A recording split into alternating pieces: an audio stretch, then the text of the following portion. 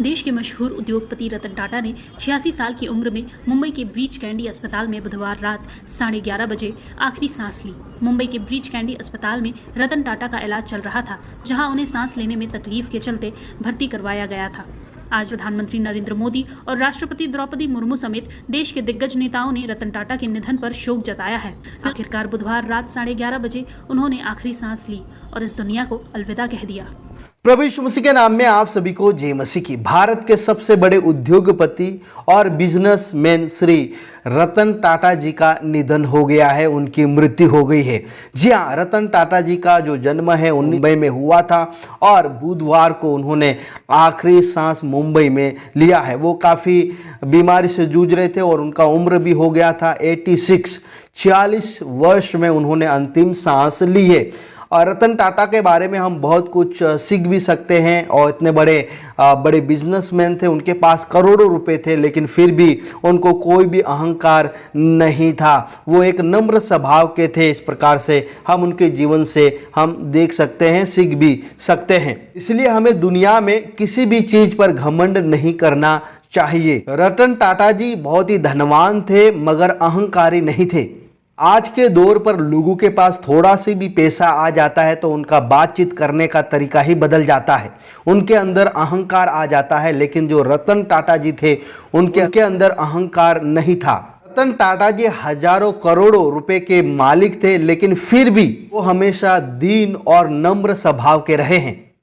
परमेश्वर का वचन हमें कहता है, जब हम मत्ती रचित सुसमाचार उसका 16 अध्याय 24 से लगाकर 26 कलम तक हम पढ़ते हैं तो लिखा है, तब यीशु ने अपने चेलों से कहा, यदि कोई मेरे पीछे आना चाहे तो अपने आप का इनकार करे और अपना क्रूस उठाए और मेरे पीछे हो ले। क्योंकि जो कोई अपना प्राण बचाना चाहे वह उसे खोएगा, और जो कोई मेरे लिए अपना प्राण खोएगा वह उसे पाएगा। यदि मनुष्य सारे जगत को प्राप्त करें और अपने प्राण की हानि उठाए तो उसे क्या लाभ होगा, या मनुष्य अपने प्राण के बदले क्या देगा। रतन टाटा जी भारतीय उद्योगपति और टाटा ग्रुप के पूर्व अध्यक्ष का उनका जो जन्म है 28 दिसंबर 1997 में हुआ था। रतन टाटा जी की जो आरंभिक जो शिक्षा है वो मुंबई में हुई थी और एक क्रिश्चियन स्कूल में हुई थी। उस स्कूल का नाम है कैंपियन स्कूल। जी हाँ, कैंपियन स्कूल में रतन टाटा जी का जो शुरुआती जो शिक्षा है वो वहाँ पर ही हुई थी। कैंपियन स्कूल है वो मुंबई में सबसे प्रसिद्ध है और वहाँ पर काफ़ी जो बॉलीवुड स्टार है, राजनेता है और भी बहुत सारे लोगों ने वहाँ से शिक्षा ग्रहण की, जिनमें से एक थे रतन टाटा जी। उसके बाद आकाश अंबानी जो कि मुकेश अंबानी के बेटे, उन्होंने भी कैंपियन स्कूल से पढ़ाई की। शशि थरूर जो कि कांग्रेस के नेता, उन्होंने भी वहां से पढ़ाई की। ज्योतिरादित्य सिंधिया, उन्होंने भी वहां से पढ़ाई की। और बहुत सारे राजनीतिक, बॉलीवुड और साहित्य में बहुत सारे लोगों ने वहां से पढ़ाई की है। आज रतन टाटा जी ने cathedral and John Canon school में भी पढ़ाई की। उसके बाद शिमला में बिशप कॉटन स्कूल में भी पढ़ाई की थी। उसके बाद वो इंग्लैंड चले गए, इंग्लैंड में वहाँ पर उन्होंने पढ़ाई की थी। यानी कि जो रतन टाटा जी की जो पढ़ाई थी, शुरुआती जो शिक्षा थी, वो अंत तक वो एक क्रिश्चियन स्कूलों में, कॉलेजों में हुई थी। रतन टाटा जी दुनिया के सबसे प्रभावशाली उद्योगपति में से एक थे, फिर भी वह कभी अरबपतियों की सूची में नहीं आए। उनके पास 30 से ज़्यादा कंपनियाँ थी और उनका जो बिजनेस था वो 100 देशों में फैला हुआ था। उसके बावजूद भी रतन टाटा जी एक सादगी पूर्ण जीवन जीते थे। रतन टाटा जी का जो निधन है मुंबई में 86 वर्ष की उम्र में हो गया। रतन टाटा जी ने देश और दुनिया को बहुत कुछ दिया है। उनके जीवन से बहुत कुछ सीखा भी जा सकता है, लेकिन हम देख सकते हैं कि आखिर में मनुष्य को मरना ही पड़ता है।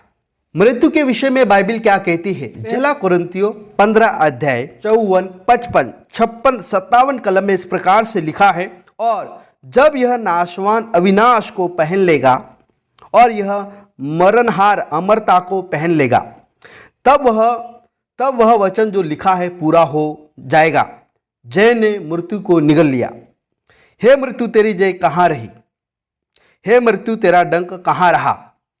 मृत्यु का डंक पाप है और पाप का बल व्यवस्था है, परंतु परमेश्वर का धन्यवाद हो जो हमारे प्रभु यीशु मसीह के द्वारा हमें जयवंत करता है।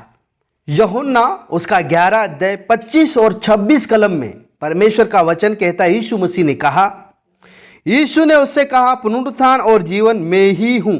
जो कोई मुझ पर विश्वास करता है वह यदि मर भी जाए तो भी जिएगा, और जो कोई जीवित है और मुझ पर विश्वास करता है वह अनंत काल तक ना मरेगा।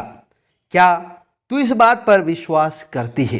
तो मेरे प्रियो, कभी भी अहंकार घमंड ना करें, क्योंकि एक दिन सबको मरना है, लेकिन जो प्रभु पर विश्वास करता है वो जीवित रहेगा। आमीन। Praise the Lord. प्रभु आप सभी को आशीष दे।